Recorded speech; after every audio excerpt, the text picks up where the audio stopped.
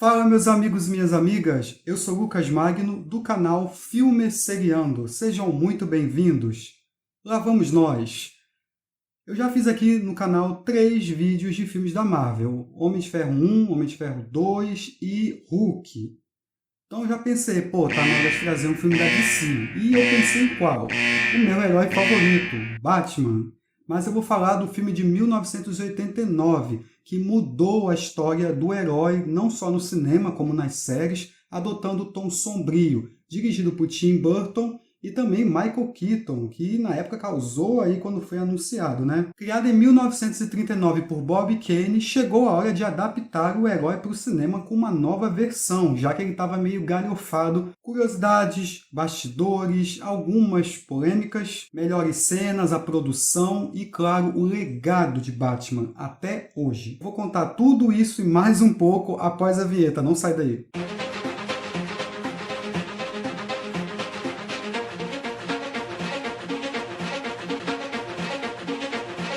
Batman, de 1989, dirigido por Tim Burton. Já tinha ocorrido um filme em 1966, tá? O que acontece? Lá pelos anos 70, o Batman já estava bem desgastado. O herói já era conhecido pelo jeito galhofado por conta da série do Adam West. Então, os produtores Michael Uslan e Benjamin Melniker compraram os direitos de filmagem de Batman da DC Comics, lá em outubro de 1979. Foi o desejo do Uslan fazer essa versão mais sombria, mais sinistra do Batman, da maneira que os criadores imaginaram em 1939. Uma criatura da noite, escondida nas sombras, perseguindo os bandidos e também causando medo nos mesmos. O Uslan, ele apresentou a vários estúdios o projeto, mas sempre levava um não. Aí depois a Warner aceitou o projeto. Os produtores, os CEOs, queriam que ainda fizessem o Batman galhofa do Adam West no cinema. O roteiro passou por várias mudanças, mas quem completou o roteiro foi o Tom Mankiewicz, em 1983. Ele aparentemente queria um ator desconhecido para o papel, e vários cineastas antes dele foram consultados, inclusive o David Cronenberg. O Ivan Reitman, de Caça-Fantasmas, inclusive ele queria o Bill Murray como Batman e o Ed Murphy como Robin. O Joe Dante, de Gremlins, só que o roteiro do Mankiewicz era usado só como um norte para o projeto. Após o sucesso de As Aventuras de Pee-wee, o Tim Burton foi convidado, e ele ajudou num novo esboço de 30 páginas. No roteiro, que foi mudado, teríamos o Pinguim, o Dick Grayson, que é o Robin. Depois isso foi retirado, né? As histórias bases foram O Cavaleiro das Trevas e Ano 1 do Frank Miller e também A Piada Mortal do Alan Moore. O Burton não era fã de quadrinhos, muito menos o Michael Keaton, mas ele gostou bastante da pegada das HQs e decidiu passá-las para o cinema. Quando descobriram que o Tim Burton ia dirigir e o Michael Keaton estrelar como Batman, os fãs ficaram revoltadíssimos. Escreveram mais de 50 mil cartas para a Warner reclamando a estatura, ele vinha de filmes de comédia, o filme seria uma bagaceira, então teve isso aí. Para promover o filme, a Warner liberou em uns cinemas o trailer, e aí a plateia ovacionou de pé. E é notável aqui que o Tim Burton imprimiu o seu estilo ao dos quadrinhos. Ele usa uma coisa meio gótica, meio depressiva, retratando justamente uma cidade caótica onde reina a criminalidade e a corrupção, e o surgimento de um antagonista que é o Coringa. Eu gosto de um herói como o Batman que não usa poderes. Ele é rico, tudo bem, tem dinheiro para comprar as ferramentas, a armadura, mas ele não tem poder, então eu gosto porque está dentro de um traje e é o que faz o herói. A vontade dele de lutar para manter uma cidade em ordem, acabar com a criminalidade. Após testemunhar o assassinato brutal dos pais quando criança, Bruce Wayne decide assumir a identidade de Batman, o Cavaleiro das Trevas, que passa a aterrorizar os bandidos e incomodar os mafiosos na cidade de Gotham, mergulhada no caos e na criminalidade. Mas quando um louco e deformado vilão intitulado Coringa passa a tocar o terror na cidade, chegou a hora do Homem-Morcego confrontar não só ele, mas também o seu passado, para poder salvar não só a sua identidade, mas também a mulher que ama, Vicky Vale. O Lewis Wilson foi o primeiro a encarnar o Homem-Morcego na série O Morcego de 1943. Inclusive, foi o primeiro papel da carreira dele. Ele tinha 23 anos quando iniciou os trabalhos. Antes de começar a falar do filme, vou pedir para você se inscrever no canal. Comente aí o que você acha de Batman, do Tim Burton. Você gosta? Não gosta? Quer que eu traga os outros filmes? Quer que eu traga outros filmes de heróis da DC? Comenta aí também. que você está achando do vídeo, críticas, sugestões, feedbacks. Aproveita e dá uma curtidinha também que me ajuda bastante. E é isso, vamos embora pro filme logo. Logo no começo temos essa introdução com os créditos e aí no final a logo do Batman com a música do Danny Elfman e a retratação de Gotham. Eu gosto dessa estética, a fumaça, aquela coisa gótica, os prédios, o design da mansão Wayne, também a casa do Jack. Aí uma família assaltada, sabe-se lá Deus por quê, eles foram para um corredor escuro com um monte de gente estranha, o que arremete à morte dos pais do Bruce. Os dois ladrões conferem ali o resultado do roubo quando temos a primeira aparição do Batman. A famosa frase, né? Eu sou o Batman, que foi mudada na hora ali pelo Keaton, então pegou. Enquanto o estúdio não se decidia em quem escalar, o Tim Burton foi fazer Os Fantasmas se Divertem, Beetlejuice, e trabalhou com o Keaton. Então as pessoas acharam que seria galhofagem porque o ator já vinha de comédias e besteiróis. E o Michael Keaton não conseguia ouvir nada durante as gravações. Inclusive nem o pescoço ele mexe. Você vê que é meio robótico, claro. E ele disse também que a claustrofobia que ele sofre ajudou a compor o personagem, porque ele ficava mais introvertido, fechado e afastado, que é exatamente o jeito do Bruce, do herói, né? Alec Baldwin, Jeff Bridges, Emily Stevens, Matthew Broderick, Kevin Costner, Michael J. Fox, Tom Cruise, Harrison Ford, Robert Downey Jr., Kevin Spacey, Patrick Swayze, Dennis Quaid, Kurt Russell, Arnold Schwarzenegger, Mel Gibson, Charlie Sheen, Bill Murray, Pierce Brosnan, Tom Selleck, Daniel Day-Lewis, Tom Hanks, Kevin Kline, Bruce Willis foram nomes cotados para o papel do Bruce Wayne. O Adam West ficou muito chateado porque ele não foi chamado para o filme, mas ele já tinha 60 anos na época. Então somos apresentados a alguns personagens, como o Harvey Dent. Quem interpreta é o Billy Dean Williams. Quem lembra dele fazendo o Lando em Star Wars? Jack Nicholson faz o Jack Napier, um mafioso em ascensão na cidade. O nome Jack Napier foi uma homenagem a Alan Napier, que foi o primeiro Alfred da série dos anos 60. Eu gosto da atuação do Jack Nicholson, é meio psicótico, brincalhão, parece bastante com o Jack Torrance lá de Iluminado. O próprio Tim Burton diz isso aí, que não conseguia desassociá-lo. Tem um parafuso solto mesmo. E aí consegue passar tanto esse lado do Jack Torrance quanto do Coringa do seriado dos anos 60, vivido pelo George Romero. O papel do Coringa foi oferecido ao Robin Williams depois que o Nicholson recusou. Só que ele aceitou o papel. Talvez o Nicholson tenha ficado um pouco irritado, o ego foi abaixo, aí aceitou. E parece que a Warner usou o Robin Williams como isca. Aí o Nicholson aceitou o papel, só que o Robin Williams ficou muito chateado e ele não quis nem mais trabalhar com a Warner, até ter um pedido de desculpas, o que aconteceu depois. Ele também seria o Charada em Batman Eternamente, ele recusou. William Dafoe, David Bowie, Tim Curry e James Woods, alguns dos nomes cotados para o papel. E o Nicholson desembolsou nada mais, nada menos que 60 milhões, o que há algum tempo atrás era o maior salário pago a um astro. E aí mostra que ninguém acredita que exista um morcego caçando bandidos. Essa mística é engraçada, principalmente entre a polícia. E aí conhecemos o Alexander Knox, interpretado pelo Robert Wu, acho que é assim. E a Vic Vale, quem faz é a Kim Basinger.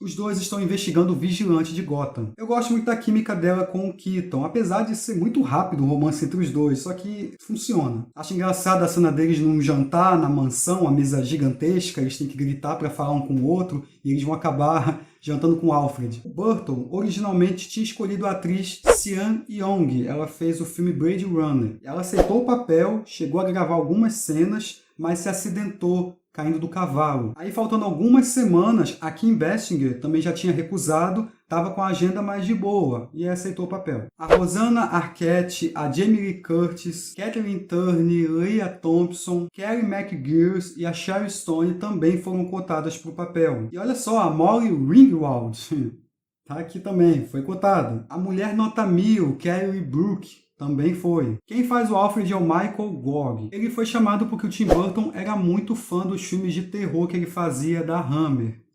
E também o Pat Ringo, que faz o comissário Gordon. Eles foram os únicos que participaram dos 4 filmes, até o Robin, né? Batman Robin. O Gordon aqui não tem aquela cumplicidade com o Batman. É só lá pro final que isso pode acontecer por conta do bate-sinal, né? Que tem lá. Mas aqui aparece bem pouco. Aí tem a festa na mansão Wayne. A Vic Vale vai justamente perguntar quem é o Bruce Wayne ao próprio Bruce Wayne. Como que uma jornalista não sabe quem é o milionário da cidade? Estranho. E aí tem a cena do comissário Gordon trocando tiros com os capangas do Jack na Axis Química. Tiro pra tudo que é lado, acertam coisa com gás, com veneno. E aí o Batman aparece. E eu acho uma cena bem legal, porque é quando nasce o Coringa. O Jack cai lá no tanque de produto químico. Eu acho muito foda a cena que o médico tira as ataduras do Jack, ele revela o rosto transfigurado ali. É um suspense, a cena é bem escura. Ele pega o espelho, olha, começa a rir, quebra. Eu lembro que é uma referência dos Simpsons. Também fazem. O Jack Nicholson é o dono do filme, não tem jeito. Ele mata o Carl Grissom, que é o grande mafioso da cidade, e acha que foi traído. E ele vai assumindo o controle do crime aos poucos. Até queima um dos mafiosos, depois tem um monólogo com ele ali, eu acho maneiro. Levava 2 horas pro Nicholson ficar com essa maquiagem do Coringa. 355 adesivos de silicone eram usados porque ele tinha uma alergia ao material, que é conhecido como goma espírito. Foi usado ali um material à base de acrílico para poder dar esse tom branco no rosto do personagem. E foi difícil achar o branco ideal para contrastar com o ambiente escuro, hein? Porque se usasse o branco puro, eles iam acabar desfocando o rosto do Nicholson e pagar 60 milhões para o cara não aparecer, sacanagem. E começam a acontecer mortes de modelos e pessoas envolvendo coisa com maquiagem. O que é engraçado, a questão da feiura, da beleza interior que o Coringa prega aí. Até mesmo a jornalista tem um ataque de risos ali e morre. E o vilão passa a ficar obcecado pela Vic Vale. Ela acha que vai encontrar com o Bruce num museu, e ele invade o museu com um gás venenoso. Ela recebe primeiro a máscara. Inclusive o bilhete que vem acompanhado junto com a máscara, escrito urgente, foi feito pelo próprio Tim Burton. Todo mundo ali morre e o Coringa vem com seus capangas dançando e vandalizando as obras de arte. Ao invés dela fugir, não, ela fica ali sentada esperando ele chegar. Inclusive o Tim Burton faz uma aparição sendo um desses capangas. Então ele fica falando que é um grande artista. Você já vê aí uma doideira dele, falando da esposa, que a esposa não aceitou muito como que ele tá, e ela tá de máscara, e quando retira, ele diz que ela tá horrorosa, só com uma cicatriz aqui. Engraçado que a Vicky joga água nele, ele fica aí gritando que tá queimando o rosto, e ela pede desculpa. Aí o Batman chega e retira a moça dali a tempo. E aparece também o Batmóvel, que é outra marca icônica que eu tinha ele em brinquedo, então é sensacional. A altura das orelhas da máscara do Batman impediam o teto do carro de fechar, então tiveram que mudar, encolher elas. O Batmóvel foi construído sobre o chassi de um Chevrolet Impala. Também é engraçado as pessoas com medo de usarem maquiagem, a jornalista e o âncora sem maquiagem, justamente essa questão do Coringa e da aparência dele. Mas também o gás do riso, que é muito conhecido aí. Ele usa também lá no final para matar todo mundo da cidade, na festa de Gotham. Eles são perseguidos, quase que o Batman tem a sua identidade revelada. Você vê que a Vicky, mesmo ali, tá tentando plantar uma matéria, conseguir algum furo jornalístico, que ela tira foto quando tentam tirar a máscara do herói. Ela entra na Batcaverna, junto com o herói, o que muitos fãs não gostaram aí na época. Depois, no apartamento da amada, o Bruce conversando com ela, o lugar é invadido pelo Coringa. Ele dá um tiro no Picasso, mas ele estava com uma bandeja assim que parou a bala. E aí o Knox informa a Vicky sobre o passado do Bruce, que os pais dele foram mortos. E aí temos o flashback do fatídico dia. É a primeira vez que é adaptado para o cinema a trágica morte dos pais do Bruce. E daí nasceu um garoto querendo fazer justiça numa cidade tomada pelo crime organizado, corrupção, né? Lá no início a gente vê um dos policiais se corrompendo com o Coringa e ele é morto lá na Axis. E também é revelado que o Jack matou os pais do Bruce. Isso não tem nada a ver com os quadrinhos, foi uma liberdade que o Tim Burton quis dar ao roteiro, o que também incomodou os fãs. Porque por conta disso, o diretor foi banido de todos os eventos de quadrinhos. Na HQ, o assassino é o Joe Chill. Tem a cena da explosão da Axis Química, eu gosto dessa cena, muito bem feita as explosões, tem efeitos práticos ali, você vê que o cenário foi construído ali para justamente dar essa sensação, junto com a fotografia, aquele amarelo, que toma conta da escuridão enquanto o Batmóvel segue. A trilha épica também do Danny Elfman, que já havia trabalhado com o Burton em As Aventuras de Pee-wee e em Beetlejuice. Só que parte da trilha foi composta pelo cantor Prince, só que o Tim Burton não queria muito não, porque o filme poderia ficar muito comercial. E a trilha chegou a ser encomendada pelo Michael Jackson, mas ele não pôde na época porque ele estava na sua turnê Bad. E eu gosto muito da trilha que tem esse tom sombrio, heróico, meio que gótico, porque é do estilo do Burton, e aquele tom de imediatismo, claro, junto com suspense. E o Coringa toca o terror na festa da cidade. Ele promete entregar dinheiro para todas as pessoas, literalmente jogando assim, porque isso representa muita ganância de Gotham. Mas o Coringa só quer o caos. E o Batman chega no seu jato. Eu acho muito maneira essa cena. Ele parece mesmo um morcego, aí tem aquela cena que ele vai em direção à lua. E o vilão solta o gás do riso sobre todos. A Vicky só fecha o vidro. Tá de boa. E aí o Batman consegue se livrar dos balões de gás. E a cena que deve ter servido de inspiração para o Nolan, quando o Coringa está no meio da rua e o Batman vem no jato atirando.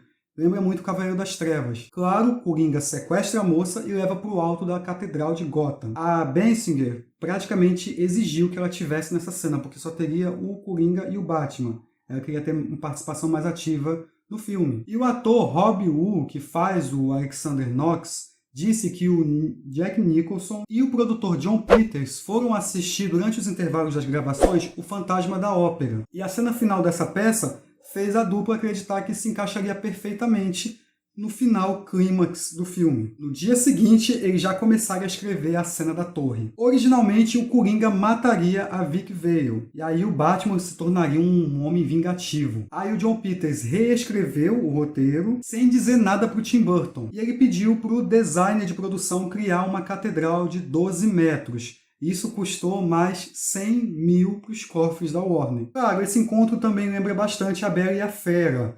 O próprio Coringa cita isso. Eu também achei um pouco parecido com Corcunda de Notre Dame. Aí o Batman finalmente confronta seu inimigo. Um criou o outro, né? O Jack porque matou os pais do Bruce e o Bruce porque jogou o Jack no tanque. Esse antagonismo e protagonismo funcionam muito bem dentro do roteiro. É bem explicado e desenvolvido. E a cena que o vilão diz, você não vai bater num homem de óculos. Aí os três ficam pendurados no alto da torre, a gravidade mandou um tchau, né? Porque olha o peso aí de um pro outro. Aí os capangas do Coringa vêm resgatar ele. Antes dele subir na torre, ele tinha pedido para eles aparecerem em 2 minutos. É exatamente o tempo mesmo. Aí o Batman consegue segurá-lo, o pedaço de concreto fica preso ao pé do vilão, ele não aguenta e cai e morre com um sorriso lá no chão. O Batman e a Vicky conseguem se salvar também. E aí temos o final do Gordon falando que, olha, agora temos um sinal para chamar o Batman, o nosso vigilante, temos o Bat-sinal. O Bob Kane, o criador do Batman, ia fazer uma participação, tipo igual o Stan Lee na Marvel, mas aí ele ficou muito doente e esqueceram de reagendar a participação. Ele fez uma aparição em Batman Eternamente, bem rápida. O ator que faz o mafioso, que é morto pelo Coringa, é o Jack Palance. Ele teve uma treta ali com o Tim Burton. Durante uma das filmagens, o Tim ficava falando ação, ação, e ele nunca entrava em cena. Aí o Tim foi lá conversar com ele. Só que o ator estava com um problema na audição. E aí ele ficou muito irritado com o Tim Burton e falou, eu já fiz mais de 100 filmes, e você? Quantos você já fez? Depois foi resolvido. O Tim Burton disse que foi muito bom trabalhar com ele. Quando o Alex Knox entra numa sala de imprensa com uma charge do morcego vestido em um terno, essa assinatura é do chargista e criador do Batman, Bob Kane. Esse é o único filme do Batman que tem apenas um vilão. Batman é o filme que deu certo, que deu pontapé para esse estilo que a gente vê até hoje. O Tim conseguiu imprimir o seu estilo gótico e adaptar as HQs. Não é lá um primor de texto também, tem alguns erros de continuidade, algumas coisas não fazem muito sentido, mas trouxe a essência do Homem-Morcego, o que possibilitou ele fazer muito sucesso, a chamada Batmania, como falam, popularizando mais filmes, brinquedos, as séries, até spin-offs com os vilões, jogos, é o personagem preferido da cultura pop. Michael Keaton tá no hall aí dos melhores personagens já feitos do Batman, e vamos vê-lo de novo em 2023 com The Flash. Nem preciso dizer que tivemos muitas e muitas referências ao longo da cultura pop em vários filmes, séries, até hoje. Tivemos as continuações Batman O Retorno, de 92, Batman Eternamente, de 95 e Batman e Robin, de 97. Ele ganhou o Oscar de melhor direção de arte em 90. O filme arrecadou mais de 400 milhões em todo o mundo. Tá aí, pessoal, isso que foi Batman, de Tim Burton, de 1989. Você gosta?